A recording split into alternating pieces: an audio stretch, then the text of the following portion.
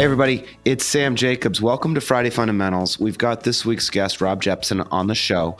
And today we're going to talk about the 7 deadly sins when it comes to sales coaching. And Rob's going to walk us through the top 3. And then to get the other 4, you're going to have to go to xvoyant.com and download the infographic that they put together. But we're super excited to talk about it. Before we dive in, we always have to let you know who we're brought to you by. We're brought to you today by Outreach.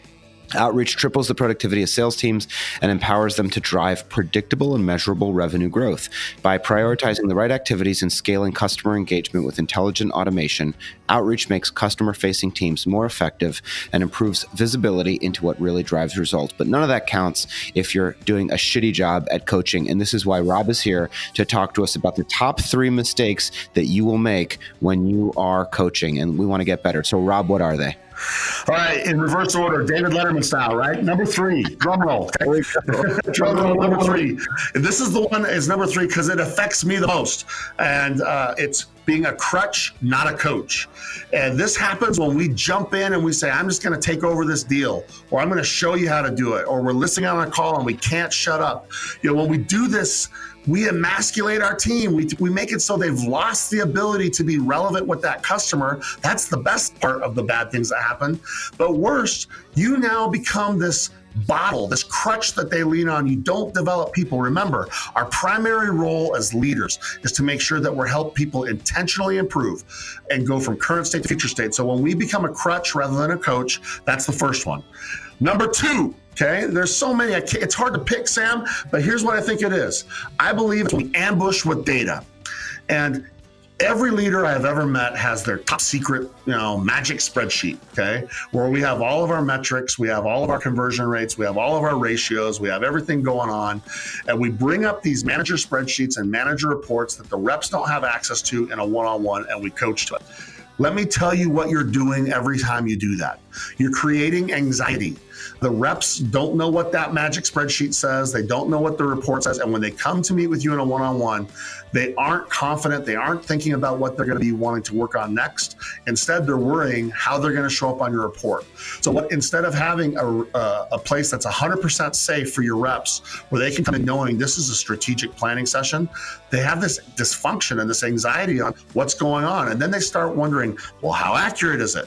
Where did the data come from? Do I really believe it? Are there anomalies there? So instead of saying, what do we do next? We ambush with data. If you are weaponizing data, Sam, stop doing it now. And that leads to number 1, which I believe is the hardest one of everything. We have lack of individualization.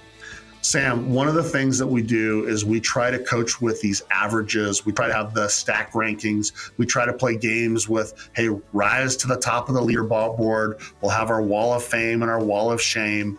And individualization is about finding what's the 1 or 2 things, small they may be, to help this rep go from A to B, to find out what's the desired next place. And I don't care if it's only 10% improvement.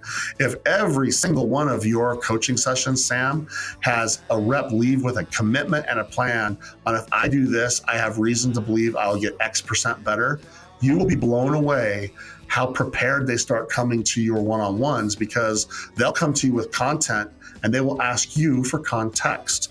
So those are my top 3, Sam. I hope that helps the listeners. If you want all 7 of them, come find them, but don't be a crutch, be a coach. Never weaponize data and ambush with it. And by all means, make sure that you are using your time as a leader to create individual plans for individual reps. And what you will find is your one-on-ones become your most strategic resource at your disposal. I love that, Rob. That's awesome. If there are people out there that are nodding their heads and they want to go work for Xvoyant or they want to get in touch with you, remind us your preferred mechanism for communication with the outside world. Hit me on LinkedIn, Rob Jepson on LinkedIn. I'm easy to find. I share a lot of content. Go to our website or just email me.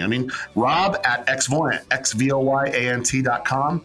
I love meeting sales leaders. I love talking to salespeople. We are all about lifting the profession, and I love meeting people in the world's greatest profession, that of sales. Rob, thanks so much for being on the show this week. You were an incredible guest, and I'll talk to you soon. Talk soon, buddy.